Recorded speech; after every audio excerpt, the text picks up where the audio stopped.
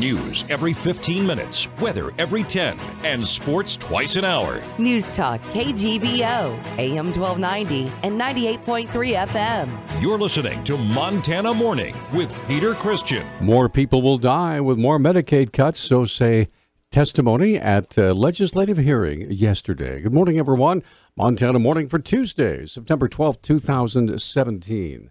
Right now, the sky is mostly clear. We're at 48 degrees, but however, it's back. Our old friend, the air quality alerts are back.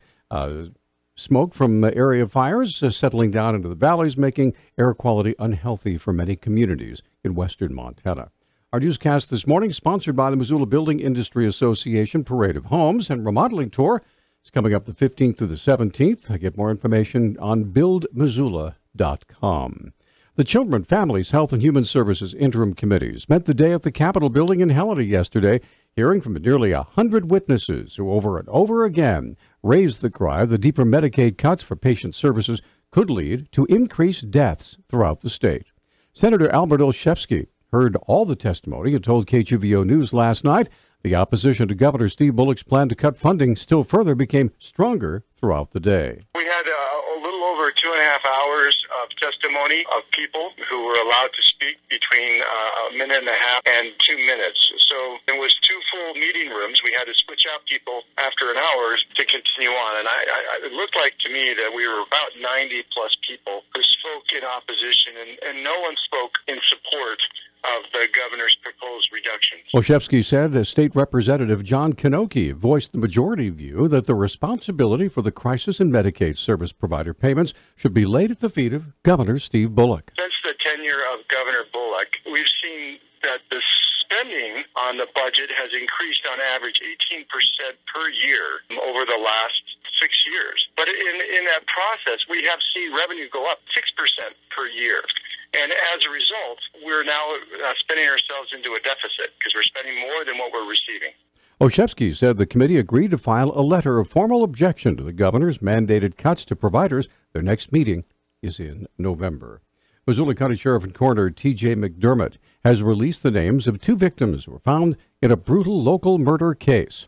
Police say the double homicide occurred August 17th. Delay in reporting the names of the victims is likely a result of the decomposition process performed on the victims' bodies.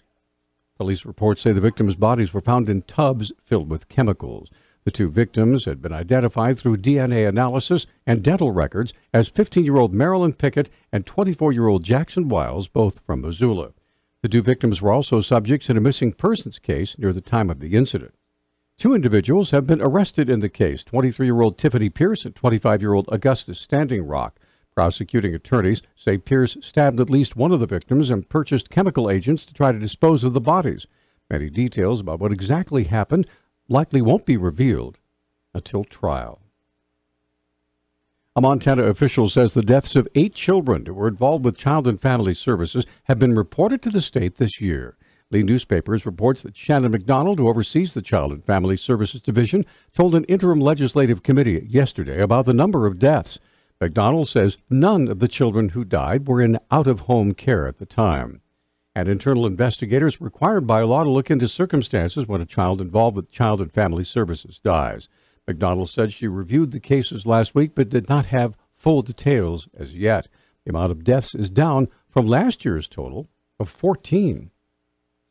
52-year-old Kevin Haggard was arrested Sunday, September 10th, and charged with felony assault with a weapon after allegedly hitting a female neighbor over the head with a metal rake, causing cuts and bruises. At his Missoula Justice Court appearance yesterday, Deputy Missoula County Attorney Lacey Lincoln explained to Judge Marie Anderson why she was asking for $25,000 bail. It's alleged that the defendant hit the victim in the head several times with a rake and pieces of wood, causing her to see stars and to suffer a cut to her ear and an abrasion to her elbow. The defendant has a fairly substantial criminal history, including 2 felony drug convictions and misdemeanor assault, domestic assault, obstructing, and paraphernalia convictions. He also has had probation violations, and a warrant had to be issued for him in connection with a charge for making harassing phone calls. The defendant is violent and a danger to the community. There is an allegation that the defendant is currently using meth and has been increasingly aggressive as of late. This victim is very afraid for her safety. Judge Anderson agreed and set Haggard's bail at $25,000. His next court appearance will be September 25th. 2 women were killed in a head-on crash near Glacier Park International Airport northeast of Kalispell. Flathead County Sheriff Chuck Curry told the Flathead Beacon that a vehicle driven by 40-year-old Holly Richards of Bozeman crossed the center line on U.S. Highway 2 at about 11:30 Sunday morning and struck a vehicle driven by 40-year-old Linda Contreras of Riverside, California. Both women died at the scene. The Montana Highway Patrol is still investigating that crash. Soft Landing Missoula and the International Rescue Committee are organizing Missoula's first annual Welcoming Week from September 15th to the 24th. Together with many other organizations and communities across the country, the groups hope to inspire and celebrate welcoming refugees to the Missoula community. Soft Landing founder Mary Poole outlined the progress the organization has made since its inception just over a year ago. 30 families have been resettled in Missoula in the last year through the International Rescue Committee. They opened an office a little over a year ago here at our encouragement, and they have brought about, I think the number is 117 people in 30 families.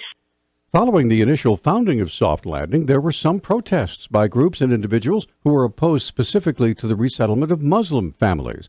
Poole said that kind of opposition no longer exists in Missoula. We work really hard to kind of exist in a space where everyone feels safe and able to ask questions. So we still very much engage with people who have questions and concerns about resettlement. In terms of organized protests against our work, that has stopped long, long ago. More information about the Welcome Week activities can be found on our website at newstalkkgvo.com. Well, summer could be coming to a screeching halt pretty soon if the forecasts from the National Weather Service for this week are accurate.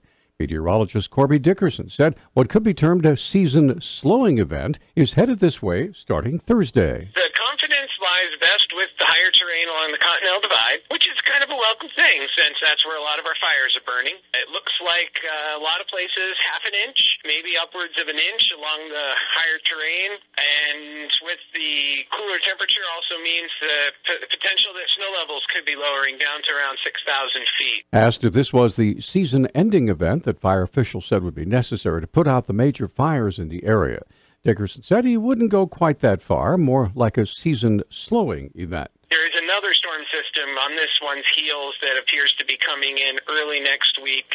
Looks very similar in the perspective of cold and potentially wet. The 1-2 punch of those two could be enough to really kick our fire season in the pants. I like that one. Dickerson said there could be some lightning accompanying these systems, but there'll be so much moisture that they might not be too much danger of new fire starts. Our News Talk time is 6:12. News Talk, KGVO. Missoula's official weather station. Smoky sunshine today with high temperatures in the mid-80s. Partly cloudy tonight. Overnight lows will drop into the 50s. Mostly sunny with isolated showers and thunderstorms on Wednesday. I'm meteorologist Brooke Foster for Missoula's KECI 13.